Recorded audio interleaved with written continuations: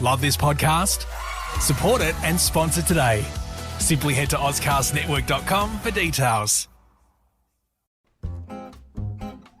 I personally can't think of anything better to do than to find a good book, a comfortable space and read.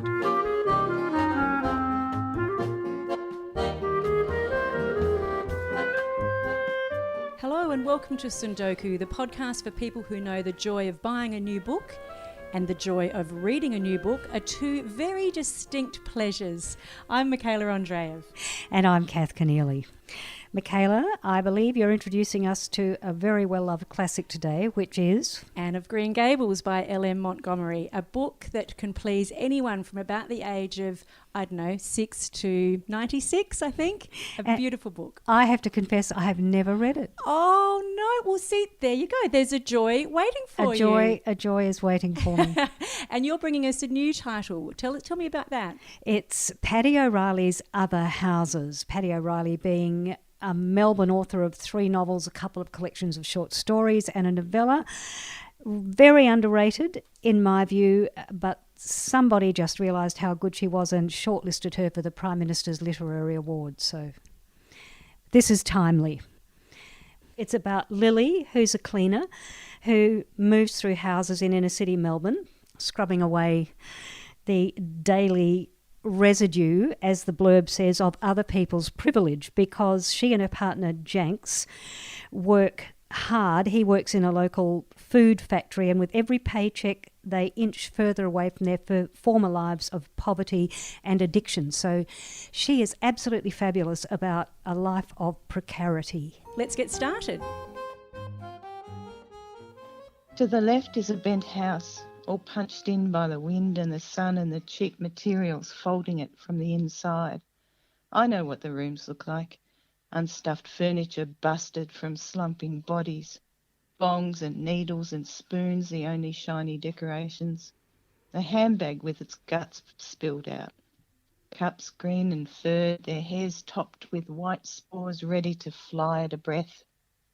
Somewhere, in a deeper room, lies a body, alive, but only a body, not enough breath from it to release the spores. The body will rise in a few hours and resume its life.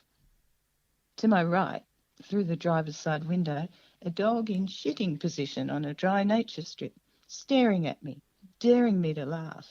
A pit bull, ferocious fighting dog, caught in that ridiculous hunched shape, the one moment of its vulnerability. Don't worry, doggo, didn't see a thing. And by the way, have you seen my husband? A car behind me flashes its lights. Then the driver leans on the horn. I pull over, angry red mouth blaring as the car accelerates past, exhaust smoke, a finger from the window. The phone map says I'm in Dallas. It doesn't look that different from Jacana or Campbellfield or any of the other suburbs I've cruised these last few days. Good people live here. They try. Their lawns are edged, porcelain cats pose silhouetted in windows. Jaunty letterboxes await news from the local rag. Then some junkie comes and smashes up their house or breaks into their car or shits in the driveway. That's why we moved. Yeah, good place to stop. So there's Lily. We know right from the off that she's cruising these suburbs which she's fairly lately escaped from, up a shaky rung of the ladder to a slightly better position. Her partner's missing. We know that she is a fairly cluey, quite insightful person with a rich inner life from that very first page. And thinking about something I read in a review where the reviewer said, well, it may seem that a book about working class people struggling to stay afloat might seem old hat, and I thought, I beg to disagree. I read way too few novels that jump straight in like that, but it's your territory and your stamping ground, always has been. Yes, and I beg to disagree too, because there is not enough. There's not enough fiction about people who live not in a comfortable middle-class house. particularly women are neglected in this area. So when you're talking about class and class in novels particularly, it's usually the men who are the focus of a novel that might have an interest in class or want to say something about class. I think when you find working class women in novels, they're treated more as mothers or wives, and their actual working life is very, very rarely explored. Whereas, the working life of a working class person, it dominates everything. We're seeing more and more as the cost of living crisis hits. And I think people are suddenly realising, hang on, we're not the great middle class country that we pretend to be. There are a lot of people struggling at every level of life. I think it's not just the precariousness of trying to live when perhaps you don't have a great job or a lot of money. The precariousness goes through every part of our environment, right down to the cellular level. Becomes more and more obvious when you go down to the granular level of something like how people use their hands or how they move through the world. And that's what you get down into in other houses, the absolute ordinariness of stress and trauma and treading that very, very thin line. And here's Lily doing it. Where is she? What's her job? What are her circumstances? Lily used to live in Broadmeadows, it's become an inner Melbourne northern suburb, but it used to be considered an outer Melbourne northern suburb. Broady. And yeah, Broady, exactly. And she's moved into Northcote, which is a very gentrified now, to try and get her daughter away from the group of kids who are really taking her down a bad road. She was going to end up in juvie. So she and her partner, Janks, combined their income and said, we can do it, we're going to go. They got into the worst house in a good street in Northcote. And Lily works as a cleaner. Her partner, Janks, works in a factory producing food, dips and whatnot. They were getting there, surviving, until suddenly Janks disappears and Lily has no idea where he's gone. And we're in her head some of the time we're in the head of Janks, and we find out what he has been up to and what a terribly sweet, lovable man he is, and predestined to maybe not succeed in his struggle. But we get a lot of his backstory through what's going through his head. It's just, we find out what's happened to him in the recent past and why he's in big trouble with the bikies. But also we get his thoughts about his earlier life, his addiction, the way he got out of it, and how he's a humble, lovely guy. Oh, yes, I love James. What happens is terrible that he gets into this awful situation, but I feel that he's a very redemptive character because he's been in a shocking place and has actually got himself out of it and got into what he thinks of as a dream situation with a woman he loves and a stepdaughter he's come to love as well. So, although his situation is terrible, I think he's offering hope in a way. Certainly he makes a really foolish mistake, but it is for the best reasons possible. It's an indication of how if they'd had enough money or they'd had a better stable background, he couldn't have made that mistake. He could have got a loan. He could have gone to the bank. But everything is set against you when you're working with a tiny, tiny, tiny margin of error. And his margin of error is very, very slim, and that little mistake just tips everything over. And I think what you do really well is just push that in our face. People are one visit to Cashies away from knocking on the door at the local bikie hangout and asking for a loan and putting their lives in danger. Yep, that's right. And I think if it wasn't the bikies, that book is set around 2010. If it was set right now, he'd probably be doing payday loans, and he would be in not mortal danger. But in danger of losing everything again.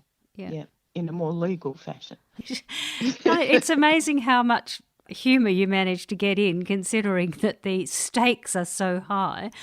One of the very wryly amusing threads is what's going on between Lily and her 15-year-old Julie, spelt Jewellee, and Julie just does not know her own good fortune. She doesn't know she's being parented by these very, very selfless parents, and she's the usual 15-year-old entitled, monosyllabic, and Lily loves her, but she's not blind to her faults at all, is she?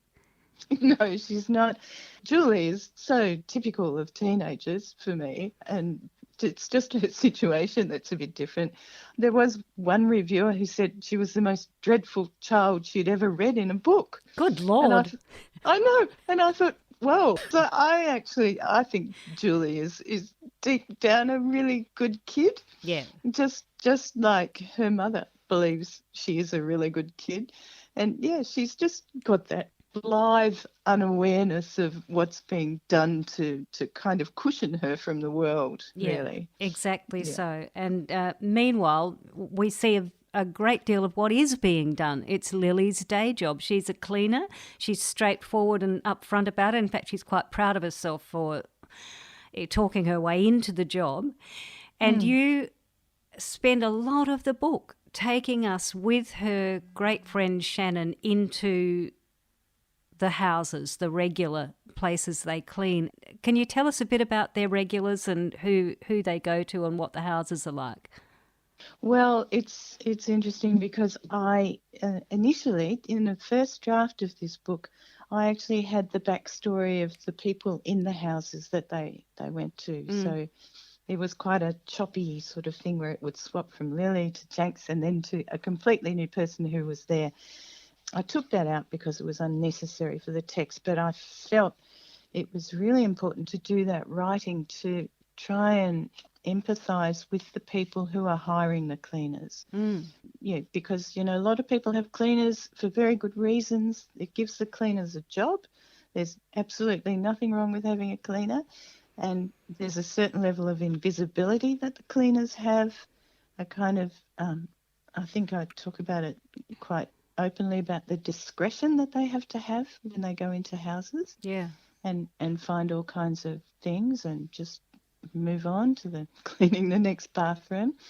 So some of the people that she cleans for, they range from a single woman in a small flat to a couple with a child and an older child from an earlier marriage who live in a very big house with lots of chrome and, all the furnishings, to a working mother, a doctor who has, again, children who have no idea what she's doing to support them, and a fancy couple who have a house with a sculpture made out of rubbish called Plastic Vortex.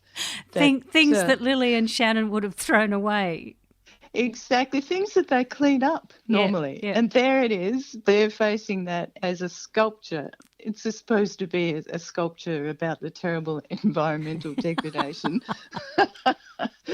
that, of course, Lily and Shannon face that environmental degradation every day in the cleaning that they do. And Paddy, it's so beautifully handled because it's much better that we only see it through the eyes of Lily and Shannon, and their observations, their perceptions, which are pretty shrewd, they see straight through all of the owners, and they get what's going on in the houses and they get the people. Somehow that adds to their dignity, the fact that they're able to see through all of that.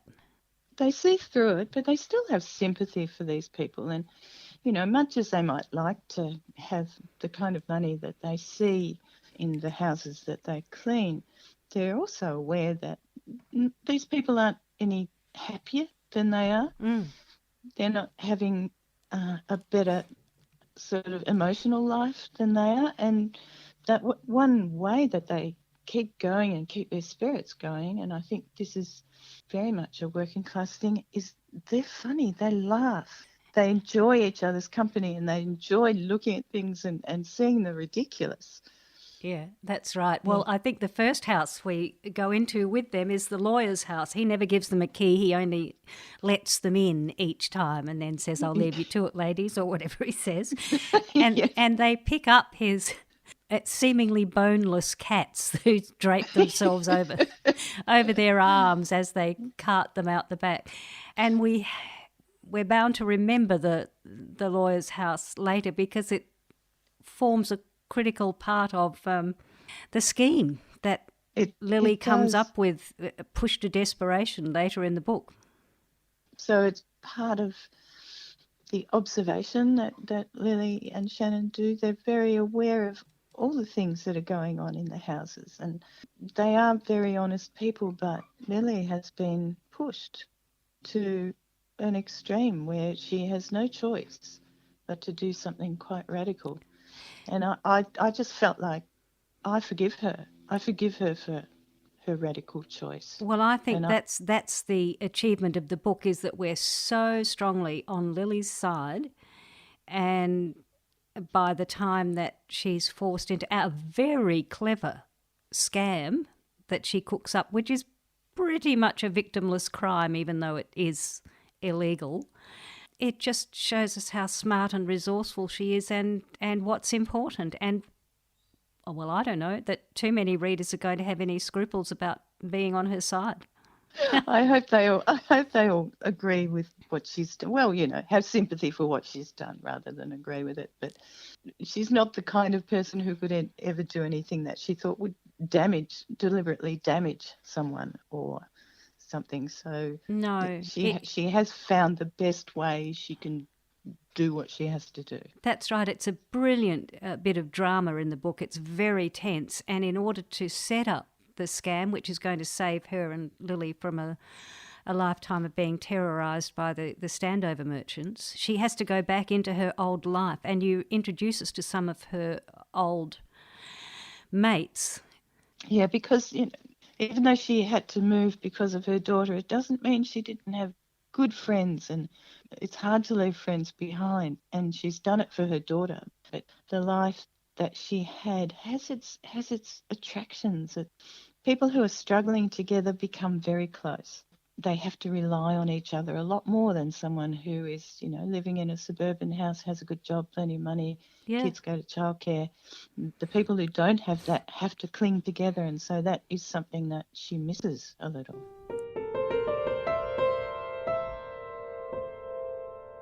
Paddy O'Reilly, Other Houses. That is an Affirm Press book. You're listening to Tsundoku, and now we're going to talk about Anne of Green Gables. So, Michaela, tell me why I should chase her up at this late stage. Would my boy grandchildren like her? Well, they're in with a chance. I mean, you have to be fairly hard of heart not to love Anne of Green Gables. So I'm going to give you the challenge. You just go for it. Start reading it to your long-suffering grandson and see how he finds it. But my credentials as an Anne of Green Gables fan were made very clear when I invited Associate Professor Kylie Cardell and Associate Professor Lisa Bennett over for a cup of tea and a chat about Anne of Green Gables. I had, as they arrived, the complete works of LM Montgomery all lined up on the desk, and I actually had my Anne of Green Gables doll with little straw hat, sourced by my mother on Prince Edward Island. So it's a very real Anne of Green Gables doll. So she was perched there, and I thought, well, my credentials are very clear as an Anne fan. So I asked Lisa and Kylie to prove to me their green credentials. I think we're quite green. Yeah. Well, one of us is Canadian, so that probably counts. I think I was raised with Anne of Green Gables and the Megan Follows Anne of Green Gables miniseries, so it's in the blood. Yeah, I was given Anne of Green Gables' book for my 11th birthday by my Auntie Val, who loved the book and who had read the book because her own mother, my grandmother, had been given the book as a Sunday school gift. So it's been, you know, a kind of a generational family story for us, loved by, all of us. And also as a child of the 80s, Megan follows, and I still remember it was on Channel 7 because I had the VHS tapes. So I had to fast forward all the ads. So it's almost like those breaks are part of the mini-series for me, but I watched it obsessively. I loved it. We rewound and watched that so many times. My love of Anne of Green Gables comes vicariously through my older sister, who was obsessed with it. And so it was partially her fault that we ended up watching it so many times. I probably didn't even read the book until I was 18 or 19, but I had known the story long before that. And didn't she have her bedroom decorated? Yes, she was full on Anne of Green Gables, Prince Edward Island style bedroom with floral wallpaper and oil lamps, except they were electric because we didn't want fires. But everything was old fashioned in the best way. Nowadays, you know, she would cosplay it probably, you know, there would be a whole Anne fandom that she would be part of, but she was ahead of her time in the 80s. And your Christmas tree is Beyond? It is. I have a little porcelain Anne of Green Gables doll that my best friend in Canada got at Green Gables and sent to me. And so, she's sitting at the front of the Christmas tree, and my 5-year-old daughter is obsessed with her. And I just hope that she survives. Well, I think our credentials have been laid on the table. I think we all belong in this conversation, so that's been well established. We should say, for anyone who doesn't know the Anne of Green Gables story, we pity you, but I'll give you a very quick synopsis. So published in 1908, the book is well over 100 years old, which is astonishing considering how fabulous it still is. It's Anne Shirley, Anne with an E. She was an 11-year-old orphan who was adopted by an elderly brother and sister, Matthew and Marilla Cuthbert. They actually adopt her by accident. They were looking for a young boy who might be useful on the farm as they grew older, but they ended up with a girl. Anyway, Anne wins them over in her own peculiar and contagious style. And she steadily wins over the rest of Avonlea, which is a lovely process, but not without its setbacks. She really does have a few mishaps on the way, most of them associated with her quick wit, her quicker tongue, and her incredible imagination. So that's a précis of it all. But for me, I think reading Anne of Green Gables is like reading an old friend. You pick it up and you just know the book in a special way. So can you tell me why the book is so perennially appealing? I mean, that's such a wonderful question. And as I said, my grandmother loved it, my auntie. I've just finished reading it to my 10-year-old daughter who loved it. So I guess there's something about her kind of model of female girlhood. She's extremely courageous and brave young woman who's been through a lot, actually, a lot of trauma in her life, orphaned at a young age, sent out to work. She turns up in this situation where things might be about to change, and her circumstances do change, but something in her personality means that she keeps making mistakes, or, you know, she kind of makes rash decisions, impulsive decisions. The beauty of this book is, even though those things hold her back at the time, she kind of learns her lesson and grows and matures, and she becomes a better person through her tribulations. They don't hold her back. So she's a very beautiful role model, you know, for any human being, but maybe particularly for girls. And she does come up against gender stereotypes in her day, which is a little bit interesting. You know, it's a 100-year-old book, but there's some sort of pushing against the social boundaries. And her relationship with Marilla, her foster mother or adopted mother, is very beautiful too. And you sort of see a lovely relationship there where Marilla seems to be brought to life almost by her. They're not. They're the opposite, aren't they? They're opposite, but there's also something very kindred, and Anne loves this phrase, kindred spirits, right? Something about these two women actually resonates across time and across social boundaries and experiences. And Marilla seems to find something of herself again by connecting with the girl Anne, and it's a beautiful relationship. I remember as a kid seeing Anne and thinking, and not these words, but how resilient she was, and how I was such a shy, quiet, you wouldn't believe it now, bookish, afraid to speak type of girl. And I just remember thinking, I would not be like that. And I thought that she was amazing because she was so thrilled with life despite how horrible her life was. And she was able to talk out and be brash and rash and make all these mistakes openly in dramatic form. She's plucky, isn't she? Yeah. And there's a line in the book that I just love. You can nearly always enjoy things if you make up your mind firmly that you will. Yeah. How true is that, though? Very true. Mind over matter. I think what I loved when I read it as a young girl was the romance. I loved what you'd now call the sort of the sexual tension, I suppose, between her and Gilbert Blythe. I mean, it was just so butterflies in your tummy kind of romance. It was beautiful. As a young girl, it's pretty safe reading, but you still just, I don't know, there's something about their relationship which was drawn out, obviously, over a number of books, but I don't know, very satisfying. What they loved about each other was their minds and their humour, and there was a chemistry as well, physical chemistry, which was lovely. Absolutely. I think for me, it was her intelligence, her determination to learn and go to school. She wasn't just planning on becoming a wife and staying at home forever. She went to college. She went to the best college. She wanted awards. She was an overachiever. And I felt like the overachiever in me could relate to that as well. And I loved seeing that, again, as a role model. She's very ambitious, actually, Yeah. which might seem out of place for the kind of country girlhood that she's having. But she also can't help but be true to herself. I always found that very inspiring. So she knows the right thing to do. She's extremely intelligent, but her heart often leads her head. And it's a very compelling kind of story to watch a person negotiate that. And there's something quite melancholy about this book, actually, as she grows and she becomes more in control of her spirit and her emotions. And we miss that little girl a bit, don't we? You know, who can't hold her tongue when she knows she should, who rushes in, who loses her temper at inappropriate and inopportune moments. That says exactly what we've always wanted to see. What's in her heart. And she tells off Mrs. Lind. That's right. Oh, Mrs. Lind. I mean, the characters, Anne is wonderful, but there are so many amazing big characters in this book. A review I read that said, this is good-humoured writing about a good-humoured heroine. How would you describe the style? The style. Look, it's really interesting. It's beautifully written.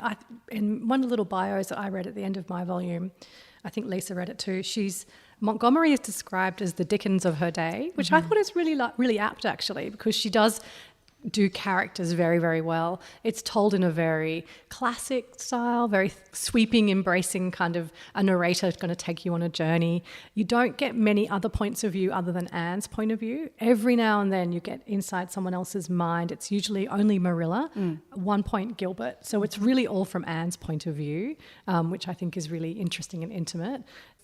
Not all of it holds up so well to a reading that I've just done recently. So some of that old-fashioned language reflects some of the social stereotypes and standards of the day.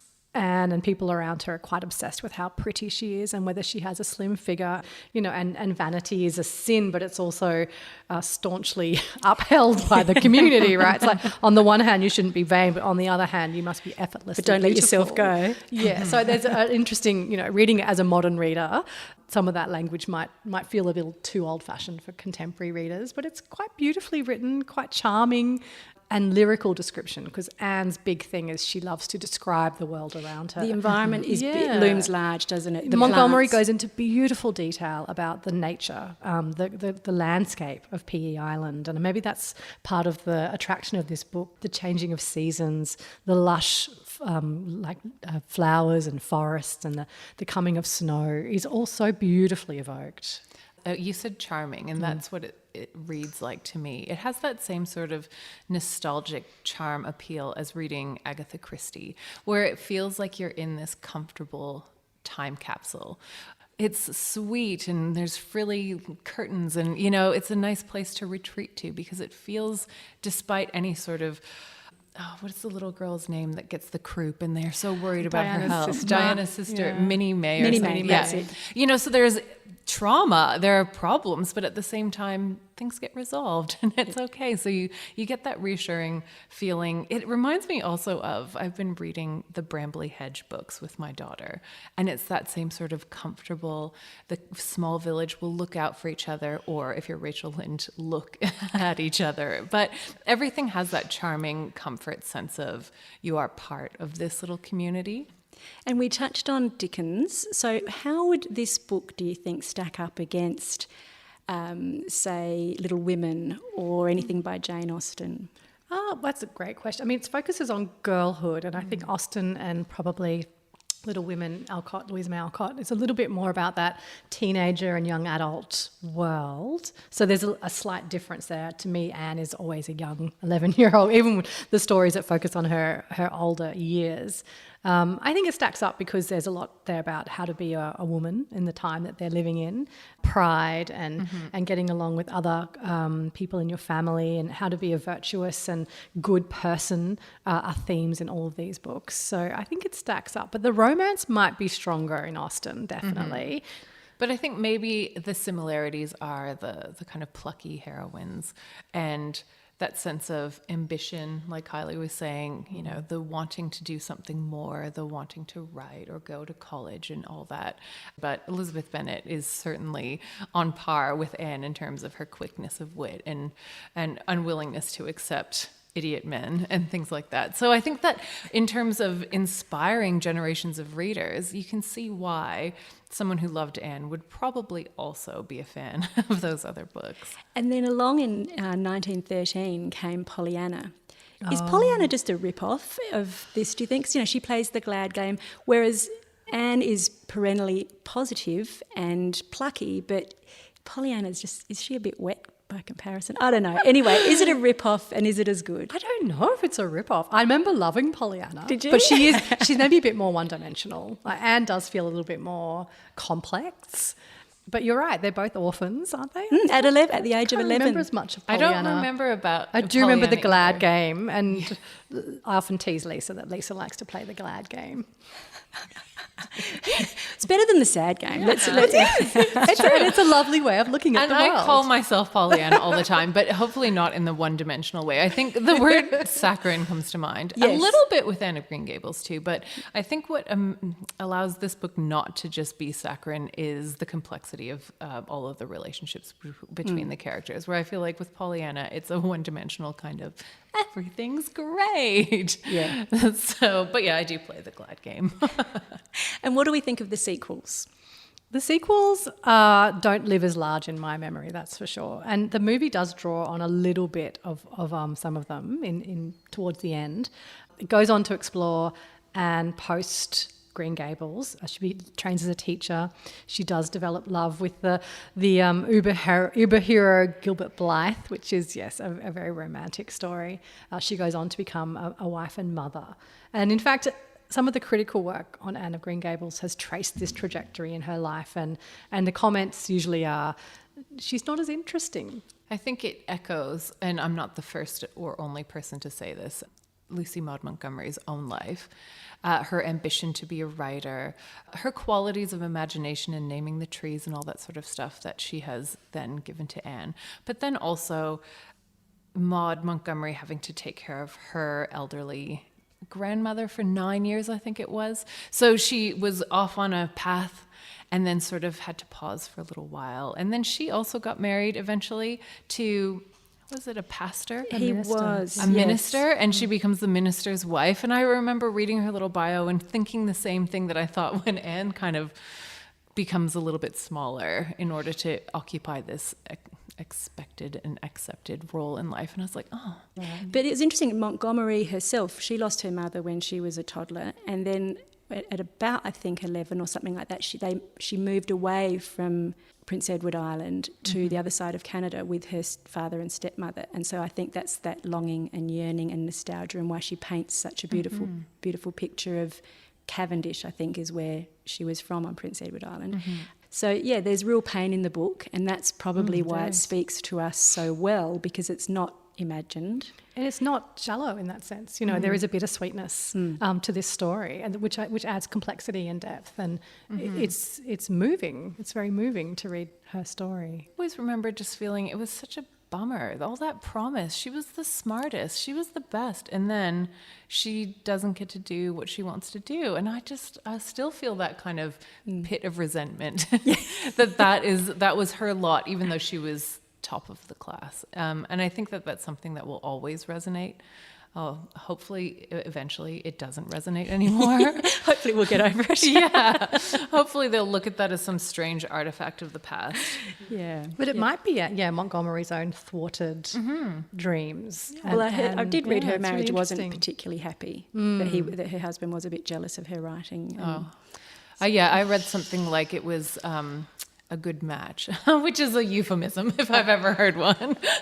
Never want your marriage to be appropriate, do you? It was fine. So I'll finish off asking you, two questions. Do you have a favourite line from the book or a favourite Anne-ism? And what did Anne teach you? We've obviously touched on girls are just as good as boys back at the start of the interview. Kylie, do you want to start? Sure. I mean, I definitely have a favourite scene in this book, and I think it would be a classic. I don't know if it's your favourite scene too, where Anne smashes her slate over that boy's head, as Marilla says. Gilbert calls her carrots in class, and she cannot contain herself. It is her sore spot. It is her injury. It's the curse of her life. Yeah, the depths of despair. And she is overcome with temper that she smashes her slate. And as a child reading this, or maybe I saw it in the film, it's blurred together. I was just like, yes, you know, like she did it. I found that extremely powerful moment, and I think again that's Anne not doing the right thing, but it's the right thing. You know, it's like that. It's emotionally right, and she does regret it, and she realizes that you can't act like that. But it's also not nice to be teased, and she never forgives him. She does actually. She almost never forgives him. But we haven't. That's correct. And yeah, it's a very important moment in the book where you realise that this young person who wants so much to belong actually has a core of integrity that she will not allow herself to be crossed on. And I found that incredibly inspiring. Brilliant. I just flipped through the book this morning, and I could find a favourite on every single page, aside from kindred spirits, which is a thing that I will always love because it's so apt. And you say it and you go, you're a kindred spirit, and people that get it, they'll only get it if they're kindred spirits. Exactly. So, it's almost like a test. Are you a kindred spirit? So I just this morning flicked through the book. She's speaking with Marilla, and Anna's describing how she's never had any relations. I've never had an aunt or any relation at all, not even a grandmother. Couldn't I call you Aunt Marilla? No, I'm not your aunt, and I don't believe in calling people names that don't belong to them. But we could imagine you were my aunt. I couldn't, said Marilla grimly. Do you never imagine things different from what they really are? Asked Anne, wide-eyed. No. Oh, Anne drew a long breath. Oh, Miss Marilla, how much you miss. And I just get goosebumps even now just reading that wide-eyed, how dare you not imagine things? And I feel like, I think that so many times when I meet people. Beautiful. But she unlocks Marilla too. Yeah, she does. Which is just so beautiful. The joy that, somebody free and, passionate can bring into your life. And that is a beautiful moment. Yeah. Well, I guess if Anne has taught us anything, it's that she believes that we are all entitled to be happy and to have joy in our lives, and that we should fight to be joyous and we should decide to be joyous.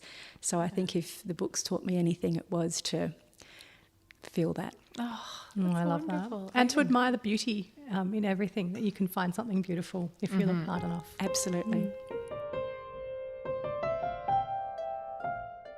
So that's Anne. Always has been and always will be a great read for anyone.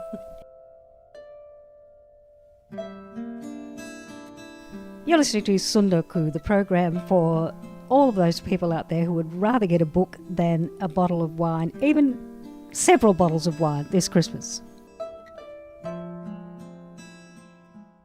And before we go, we all happen to be here in the same room, unusually at the moment, so we thought we might give you the benefit of what we're all reading at this very moment and what is in our Tsundoku for the holiday season. Sarah, how about you? Okay, so I've got a couple of books. One I've just started reading and one that I just bought to add to my immense Tsundoku pile. The first is The Remains of the Day by Kazuo Ishiguro. It's just starting, it's already beautiful. The language is stunning. It's written from the perspective of this butler that lives in Darlington Hall in the 1920s, and his voice is just so unique and beautiful and descriptive that I'm thoroughly engrossed already, as I hoped and expected I would be by this particular author, but it's delivering 100%. And the other fun one, which I've picked myself up and I think I'm going to do a deep dive into this series, is Richard Osman's Thursday Murder Club. And I'm just can't wait to crack that open and read it, because that's a bunch of senior citizens in an old folks' home decide to become detectives and solve some murders. And I just can't think of anything more fun and exciting. So they're my two beginning books on my summer reading pile. How about you, Michaela? Well, mine book that I'm reading at the moment, I just started the other day. It didn't actually come from my Tsundoku. It arrived from under my elbow, because I'm doing a lot of editing at the moment, just getting all of my interviews finished up for the end of the year for everyone's Christmas presents, and I've got a bit of RSI in the wrist, and so I've just had a book under there. And then I thought, when I finished editing late last night, I thought I should have a look at that. It looks quite good. So it's called A Net for Small Fishes by Lucy Jago. And it's actually the story of two women in Jacobean England, the 1500s. And already just a few pages in, this incredible friendship from across the class divide has struck up. And from what I can read from the blurb, they're going to form a powerful duo that is either going to make them or break them. So there's already a bit of suspense building. And I'm really excited about this book, and I found it under my elbow. And you have to have a book at Christmas, don't you? There has to be one you're waiting for. At least. So I'm finishing off a non-fiction, unusual for me, but it's called Ghosts of Spain, and it's the backstory to modern Spain, which I've been fascinated by, and it's written by a journalist who's lived there for 30 years and watched everything that's happened since the Franco era. And I've got my eye on The Bee Sting, which didn't win the Booker Prize but was shortlisted, Irish book that is getting rave reviews everywhere I hear. And I think I heard yesterday that was like somewhere I was reading, it was the top pick by everybody. And I just picked up a book this morning called Before the Coffee Gets Cold.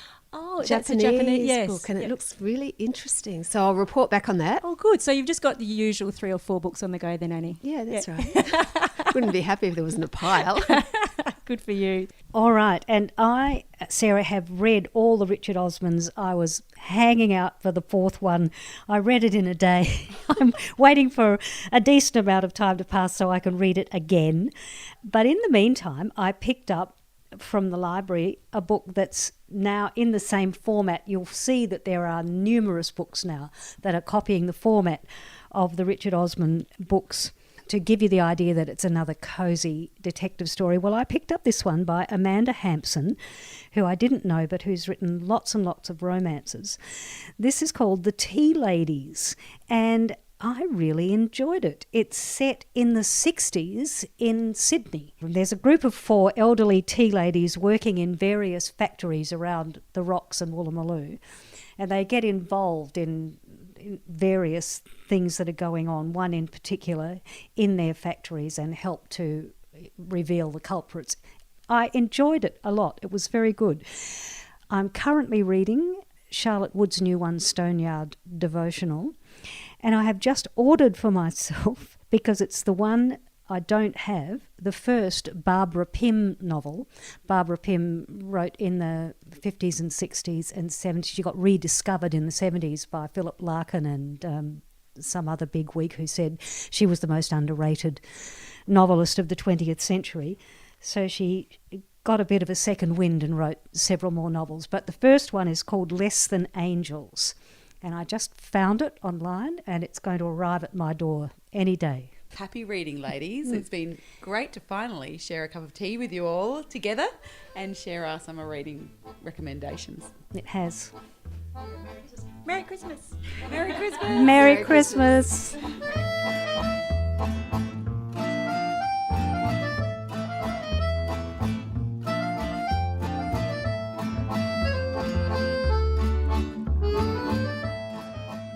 This podcast is produced by 4 book addicts refusing treatment. Sarah Martin. Annie Hastwell. Michaela Andreev. And me, Cath Keneally. Our thanks to composer Quincy Grant for the music. If you want to find out more about the books and authors featured in this program, check out the show notes. And you can find us on Facebook and Instagram at Tsundoku Cast, which is TSUNDOKU Cast.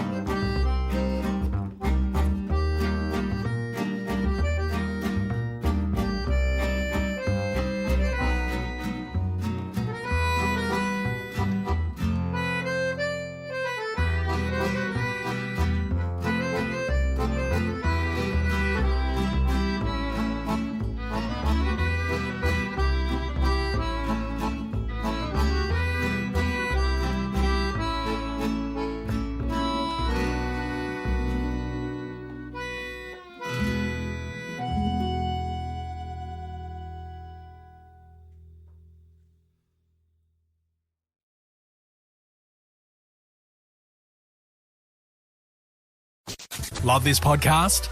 Support it and sponsor today. Simply head to oscastnetwork.com for details.